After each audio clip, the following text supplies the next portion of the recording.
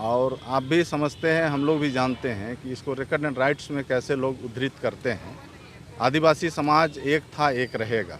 जहाँ तक धर्मांतरण की बात है, धर्मांतरण के विषय में हम सभी आदिवासी अपने रीति रिवाज, कस्टम सिस्टम को जीवित रखे हुए हैं। हाँ, कुछ लोग मान ली दूसरे धर्म को अगर थोड़ी देर के लिए अपनाते हैं तो वो हमारे आदिवासी समाज से अलग नहीं है, वो आदिवासी समाज के ही अंग है। लेकिन जो पूजा पद्धति है, हमारा पूजा पद्धति जो है वो हम सरना को मानते हैं और सरना माता के आधार पर ही हम लोग सारे कार्यक्रम का निर्वहन करते हैं। और हमारे जो मुख्य जो लोग होते हैं इस पूजा पद्धति को कराने के लिए हम लोग पाहन नियुक्त करते हैं और पाहन नियुक्त करते हैं। पाहन के द्वारा जो विधि विधान अपनाया जाता है वो सारे लोग इसको मानने के लिए हम लोग बाध्य हैं और इसी आधार पर हमारा समाज चलता है और आगे भी चलता रहेगा। इस तरह 80+ हमारी मान्यताएं हैं। हम सारी मान्यताओं को बरकरार रखते हुए पूरा देश के ट्राइबल के लिए सेपरेट ट्राइबल कॉलम जनगणना प्रपत्र में मांग कर रहे हैं। और अभी से नहीं, आपको बता दूं मैं कि कार्तिक उरांव जी थे, वो 70 के दशक में उन्होंने लोकसभा में अपनी बात कर रखे थे।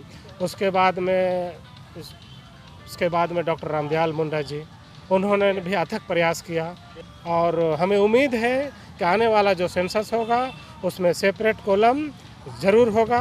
तो ये तो सारी जनता देख रही है।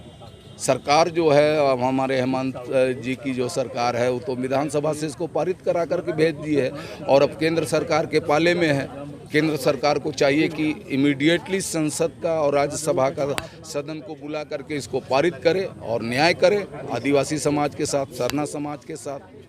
तो आदिवासी प्राकृतिकवादी हैं और प्रकृति से ही जुड़े हुए हैं, उन्हीं की वो पूजा करते हैं और वो सभी प्रकार के धर्मों का सम्मान भी करते हैं। आप देखेंगे जिन क्षेत्रों में जिन लोगों की मेजॉरिटी होती है उनका भी वो सम्मान करते हैं, उनके देवी देवताओं को भी मानते हैं, उसमें भी शामिल होते हैं। तो आदिवासी समाज इसी प्रकार का है कि सभी धर्मों का सम्मान करते हैं, किसी की अवहेलना नहीं करते हैं। इसमें कोई जातिवादी या फिर कोई भेदभाव जैसा कोई विचार नहीं होता आदिवासी में। सभी की अपनी अपनी आस्था होती है, इसमें कोई दो राय नहीं है और ना ही मनाही है कि आप इसे पूजा नहीं कर सकते, उसे पूजा नहीं कर सकते हैं। लेकिन आदिवासियों में देखा जाए तो महादेव जो कहते हैं वो सबसे बड़े माने गए हैं और महादेव ने है कि सृष्टि की रचना की है। और दूसरा है कि महादेव हम लोग है कि पहाड़ जो होता है वो जो देवता होते हैं उन्हीं की हम लोग ये करते हैं और उसे ही बूढ़ा महादेव के रूप में हम लोग मानते भी हैं, पूजते भी हैं।